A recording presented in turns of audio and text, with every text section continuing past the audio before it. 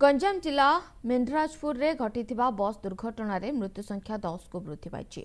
विद्युतार संस्पर्श रे आसी बस रे थिबा 5 जनकर घटनास्थल रे मृत्यु होइतिबा बेले अनेक नियारे पोड़ी जाइथिले।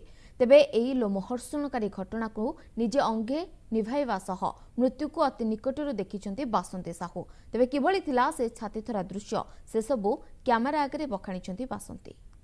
गतकाली मेंढराजपुर जो घटना घटगला बस दुर्घटना घटीगला से जो 10 जनकर जीवन चलीगला किंतु निज आखिरे देखि मेंढराजपुर जो बासंती साहू सी बसी बस लास्ट सीट्रे एवं देखुं आखि आगे लोक मैंने मरी जाऊँच सी निजक बचाई सी कौ भाव से बस भर निजक बचाई वर्तमान जीवित अवस्था भय हेल्ले जीवित अवस्था अच्छा बर्तमान आम आसिक पहुँचु मेंढराजपुर बासंती साहू कथा कौन थी मैडम काली जो संपूर्ण घटना के बस रे बसती लोक पोड़ी जाऊे रोड छाड़ुंट मुझे ठिया मत लोक पेली पलाऊँ से कमी आई बोली सब पलैले मु लास्ट को अच्छी लोग जलुची निआ डेई पड़े।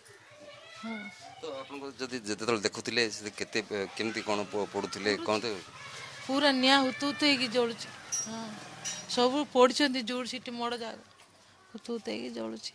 आप जो बस जो डेई पड़े से केमती कौन आप कौटे पहुँचले आप किए से लोक समस्त अच्छा अंकेल अच्छा सी ठिया मुझे पड़ी धरदेली ना। तो बर्तमान जेहेतु 10 जन मरी जाइए आप निश्चित भाव निजक भाग्यवान मन कर जेहेतु आप गोटे उपस्थित बुद्धि खटई एत मरण जनतारू आप बचिकी आसछन्ती मरबी किस बोली पलैली जेल जेबी मल्ले मरी बोली डेई पड़े आ।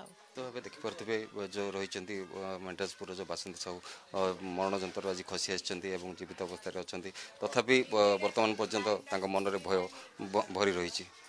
गंजाम जिला मेंढराजपुर पीड़ित जन संजय पंडा मृत्युंजय साहू MBC न्यूज।